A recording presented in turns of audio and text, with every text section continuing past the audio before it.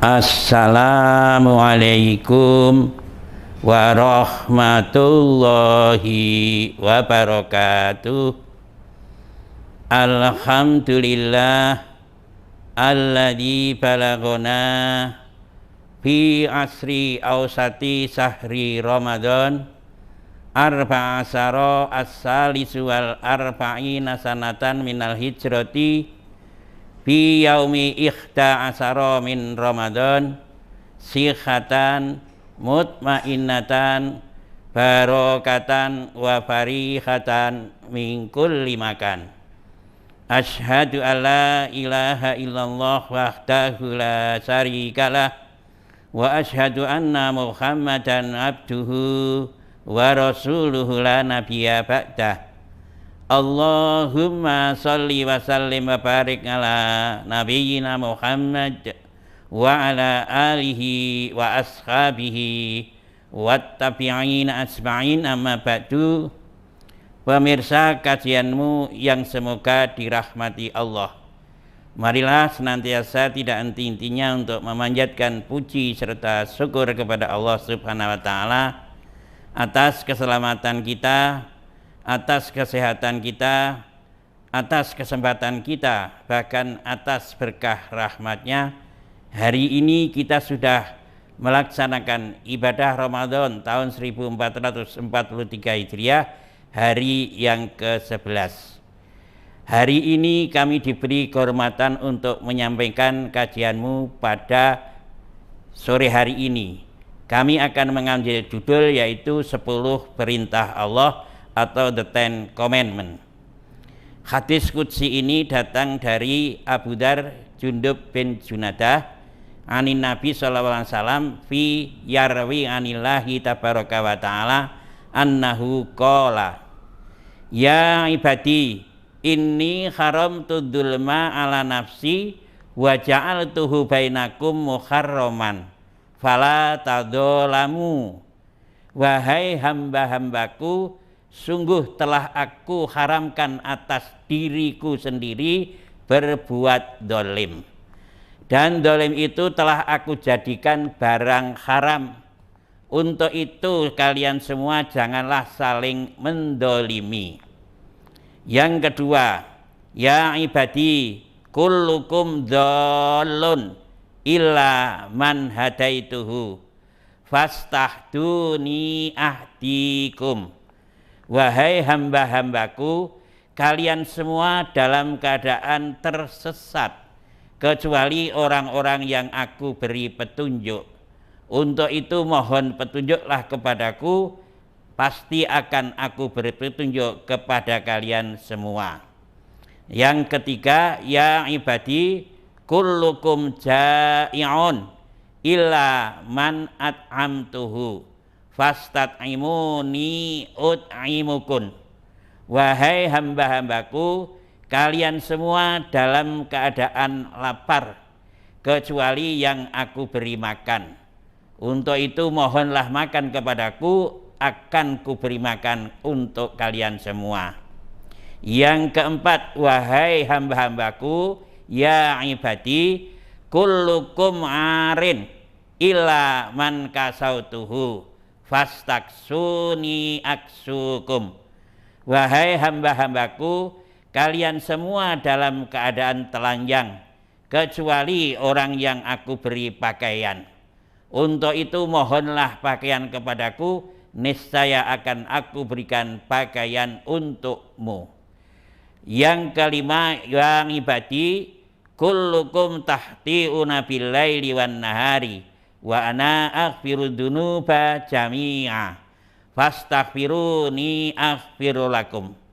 Wahai hamba-hambaku, kalian semua dalam keadaan berbuat salah malam ataupun siang hari, dan aku telah menyediakan ampunan bagi kalian, maka mohonlah ampun kepadaku, niscaya akan aku beri ampunan untuk kalian semua. Ya ibadi kullukum lan tablughu dzurrin fatadurruni walan tablughu binaf'in fatanfa'uni. Wahai hamba-hambaku, kalian semua tidak akan bisa berbuat untuk merugikan diriku dan juga tidak akan bisa berbuat untuk menguntungkan diriku. Ya ibadi, inna awalakum lau anna awalakum wa akhirakum wa insakum wa jinakum kanu ala atqa qalbi rajulin wahidin ma zada fi mulki syai'an. Wahai hamba-hambaku, apabila orang-orang yang terdahulu, bahkan juga apabila orang-orang yang terkemudian, semua jin, semua manusia, semua berkumpul, semua bersepakat untuk bertakwa, bertaat, takarub kepada Allah, yang demikian itu tidaklah akan menambah kekuasaanku sedikit pun. Yang keenam, ya ibadi kullukum lau anna awalakum wa akhirakum wa insakum wa jinakum kanu ala afjari rajulin wahidin mana qasodalika fi mulki syai'an. Yang kedelapan, wahai hamba-hambaku, apabila orang-orang yang terdahulu dan orang-orang yang terkemudian, bahkan semua jin, semua manusia, semua bersepakat untuk bermaksiat kepada Allah, semua membangkang, semua kafir kepada Allah, yang demikian tidak akan mengurangi kekuasaanku sedikit pun. Yang kesembilan, ya ibadi lau anna awalakum wa akhirakum wa insakum wa jinnakum qamu ala sa'idin wahidin yas'aluni wa u'tituha kulla insanin mas'alatahu mana qasodalika mimma indi illa kama yang kusol mihyatu ida udkhilal bakru. Wahai hamba-hambaku, apabila orang-orang yang terdahulu, orang-orang yang terkemudian, bahkan semua jin, semua manusia, semua berkumpul di lapangan, semua memohon kepadaku, dan semua aku beri ijabah setiap permintaan dari masing-masing semua. Yang demikian tidaklah menjadi berkurang kekayaanku. Kekurangan itu hanyalah bagaikan jarum yang dicelup satu celupan di lautan yang luas itu. Yang terakhir, ya ibadi innama a'malukum ukhsiha lakum summa uwafiya iyyahu faman wajada khairan fal yahmadillaha ta'ala wa man wajada khairan dalika fala yalumanna illa nafsahu. Wahai hamba-hambaku, semua kalian beramal yang baik-baik, semua amal hasanat, dan akulah yang mencatatnya, maka akulah yang akan memberi balasan. Barang siapa di antara kalian yang mendapatkan dirinya bisa mengumpulkan amal-amal kebaikan, maka berbahagialah dan bersyukurlah kepada Allah Subhanahu wa ta'ala. Kebalikannya, bagi orang yang tidak mendapatkan sedikit pun amal soleh, maka janganlah menyalahkan kepada siapapun kecuali salahkan kepada dirimu sendiri. Inilah 10 perintah Allah. Marilah kita cermati satu persatu dalam rangka memberikan pencerahan. Yang pertama, Allah mengatakan, ya ibadi inni haramtu dzulma ala nafsi wa ja'altuhu bainakum muharraman. Wahai hamba-hambaku, sungguh aku telah mengharamkan atas diriku berbuat dolim, dan barang dolim itu sudah aku haramkan kepada siapapun. Untuk itu janganlah sekali-kali kalian saling mendolimi. Dolim merupakan bahasa yang sudah kita kenal dalam bahasa Indonesia, juga bahasa Jawa. Bahkan dulu kita mengenal kata lalim, itulah dari kata-kata dolim. Dalam kamus bahasa Arab, dolim ada 2. Dolama yadlimu dulman dan dolima yadlamu dolman. Yang pertama maknanya aniaya, yang kedua maknanya gelap. Jadi orang yang berbuat aniaya pasti hatinya sedang gelap. Maka aniaya adalah dari kata dolim itu sendiri. Dolim artinya perbuatan seseorang yang merugikan kepada orang lain dan juga kepada dirinya sendiri. Yang merugikan kepada orang lain ada di dua wilayah. Yang wilayah pertama adalah wilayah mal atau kepemilikan, dan wilayah yang kedua adalah wilayah kehormatan. Di dalam wilayah kepemilikan kita mengetahui bahwa harta benda, barang-barang apapun yang kita miliki akan bisa berpindah apabila ada peristiwa, mungkin bisa jual beli, mungkin hadiah, mungkin wakaf, mungkin hibah, mungkin yang lain atau barter misalnya. Tetapi kalau itu semua tidak melalui peristiwa itu, namanya pemilikan yang berpindah secara zalim. Kemudian di wilayah kehormatan, di wilayah kehormatan atau wilayah rohaniah ini, seseorang yang melakukan yang pertama apa yang disebut ghibah, apa yang disebut hasud, kadhib, namimah, semua itu perbuatan zalim di wilayah kehormatan. Seseorang yang telah melanggar atau telah berbuat zalim di wilayah kehormatan ini merupakan bagian dari merugikan kehormatan. Bahkan pengalaman dari kita semua, seorang yang dirugikan di wilayah kehormatan itu bisa melaporkan kepada pemerintah atau Kapolri atau Bareskrim, sehingga dia akan bisa menuntut dengan miliaran. Itulah cara mereka orang itu kehormatan dengan nilai yang luar biasa, meskipun kadang-kadang tidak sebagai yang kita lihat.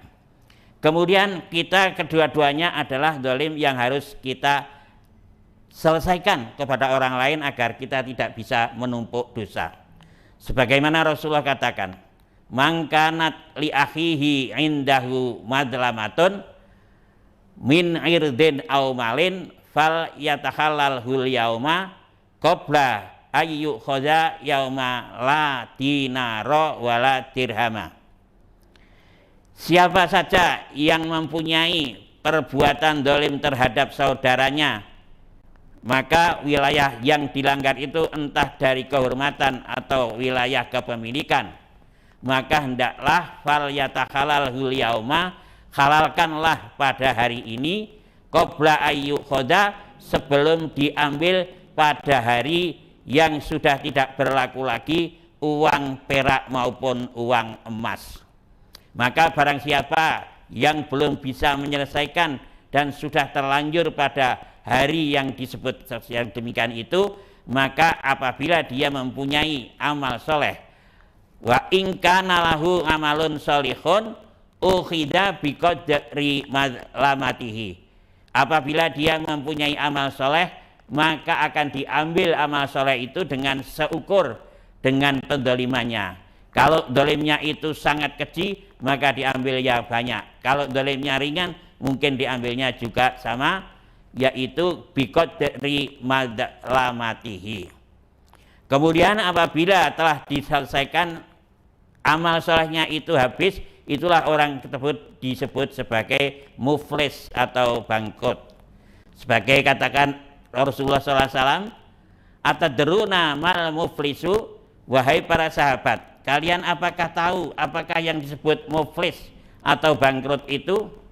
Qalu, di antara sahabat menjawab, al muflisu alladzi la dinara wala dirhama wala mata'a. Bangkrut itu seseorang yang tidak punya uang perak, tidak punya uang emas, dan tidak punya penghasilan. Itulah yang disebut bangkrut. Kata Rasulullah, bukan itu.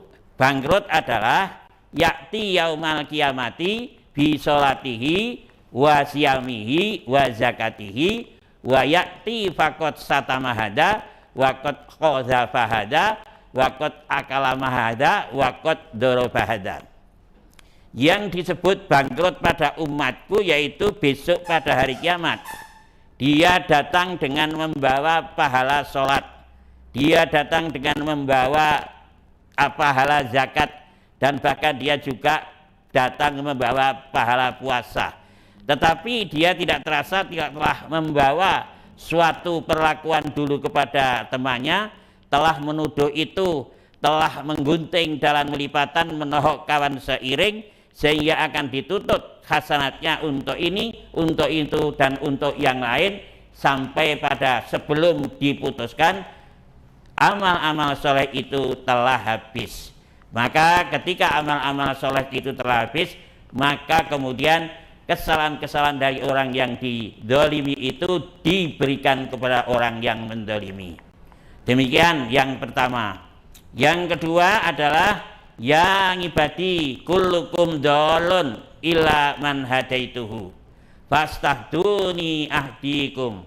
Wahai hamba-hambaku, kalian semua dalam keadaan tersesat kecuali orang-orang yang aku beri petunjuk. Maka mohonlah petunjuk kepadaku, niscaya akan aku berikan petunjuk kepada kalian. Bahwa kita berusaha setiap hari, kita ihdinas siratal mustaqim. Setiap hari kita senantiasa memohon petunjuk kepada Allah, dan dengan usaha itu kita akan melaksanakan seperti senang mengaji, senang membaca, senang mendengarkan. Semuanya itu akan menjadi cara orang mencari petunjuk.